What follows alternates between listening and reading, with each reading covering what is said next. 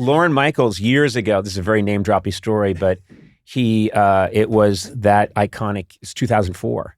And the Red Sox are playing the Yankees, and the Red Sox are way down. And Lorne invited me to a Yankee game. And he said, we're going to pick up a friend on the way. And he didn't tell me who. And I'm sitting in the front of an SUV because he wanted me to make room for the friend. And we pull up, and leaning against a street lamp is Jack Nicholson. And I'm to this day, if I ran into Jack Nicholson, I can't be cool about it, but I just was like, just chill. And Jack Nicholson gets in the back, and he just like, Jack, you know Conan, and I'm up in front in that awkward, like, and I lean through just a little slit of headrest. And I'm like, hiya, Jack, you know, hey, Conan. And then we go off to the game. And what I remember is sitting with him and Lorne at this game. And Lorne had told me beforehand, don't wear a Red Sox cap, because Lorne had these amazing seats. Right. And he pretty much put all this pressure on me. So I went and I got a hat that had like the Swiss flag. Just like a black cap. I had to get a neutral cap because I thought it's Lorne's seats. Right. Jack's a big Yankee fan. If I'm wearing a Red Sox cap next to them, this is rude. It was just a very hard thing to do. So I just wore a neutral cap. What happened to you, man? I know. It's Jack Nicholson, and I buckled. But I remembered him, Pedro Martinez was pitching. And it's a game that the Red Sox lost just before they had this amazing comeback and ended up winning the World Series and breaking the curse. And Jack Nicholson was taunting Pedro Martinez. And he was shouting at him because it was getting a little later in the game. And he went, arms getting heavy, Pedro. Arms getting heavy. And I'm like, fuck, that's good. That is so good. What a dick. It's Jack Nicholson. Yeah, it's baseball. It's baseball. Yeah. Yeah. And then I got a nice moment with him when we got home and got out of the car. He got out, and I got out too, to just say it was really nice hanging with you, Jack, tonight. And he went, I guess his son was a big fan of the show. I think Jack knew nothing about what I was doing, but he went, he was like, son's crazy about you, Conan. I said, nice to meet you, Jack. Nice to meet you too, Conan. Son's crazy about you. It's Conan this, Conan that, driving me fucking crazy. That's great. I was so happy. I got back in the car, and I sat back with Lorne. I didn't get in the front seat this time. I'm like, I'm back here where Jack Nicholson's at. He'll forget you tomorrow.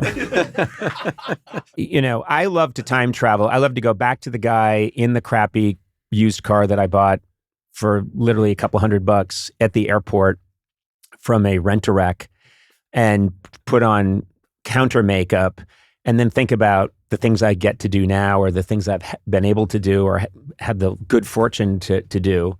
And I just love time traveling back and forth to visit that guy and go, isn't this crazy? I mean, if you showed up to the you who's a teenager and really into acting and said, this is what's going to happen. Yeah. What a delight. Well, and also to have kind of feel like you won the lottery, but your best friend won it too. You know what I mean? So for we've talked about that, Ben and I, and also just the fact that it didn't seem weird to us in the 1980s that we were 14 and 16 years old, and 15 and 16, and going to New York by ourselves, right?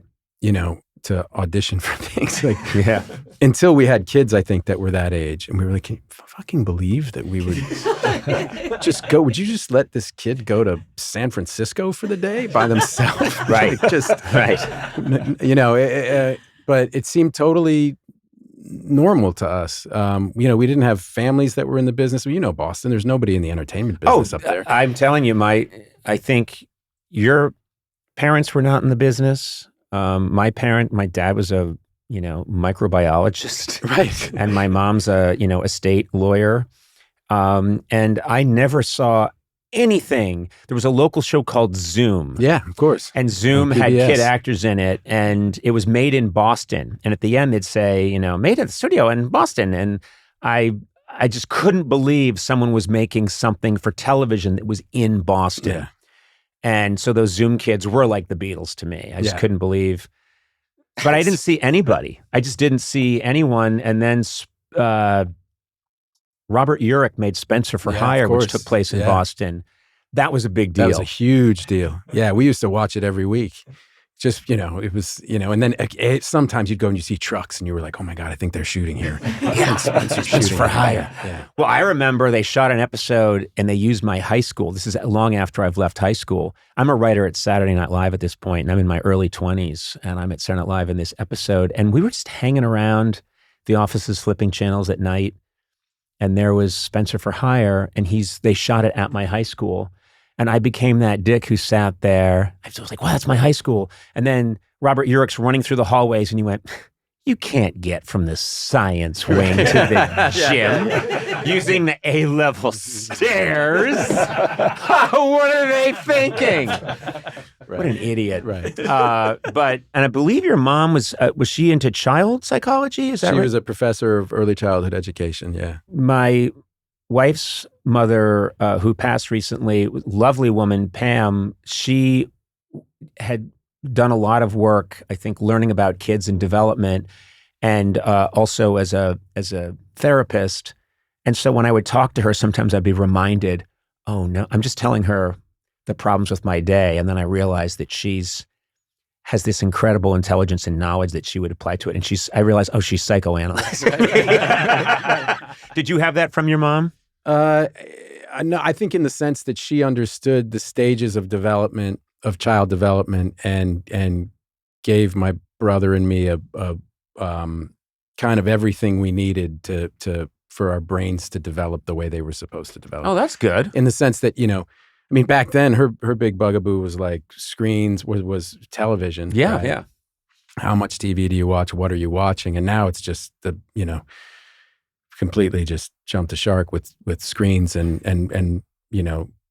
the ubiquity of them and what that means for kids and brain development and stuff like that. And we're basically, this is, a species-wide experiment at this point. Yeah, exactly. Yeah. Because there are these natural things that have to happen for, and it's like open-ended play and things like that for kids that really just help them figure out all the strategies to kind of figure out the world. And boredom. Right. You need boredom. Boredom was great. I mean, remember how bored you'd be as a kid, and then you'd figure something out. You'd figure out a way to entertain yourself, or you'd go make something up, or No, I would always say to my wife early on, we got to leave plenty of room for them to be bored. And she said, "Don't you worry.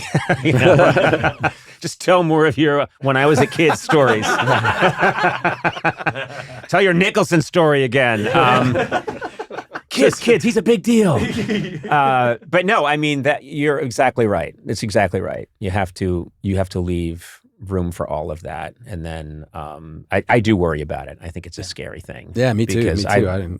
When I walk through airports, and I've just thought of this when I was in Hong Kong just recently, everyone was on their screen, and sometimes people would just click. I mean, and they're not even kids anymore; it's everybody, and you just feel like I see it with myself, like how quickly I'll allow my attention to kind of get colonized by these devices. This device where I'll just sit there and disappear down a rabbit hole and watch a bunch of, and then an hour goes by, and you go, well, wait a minute, like that.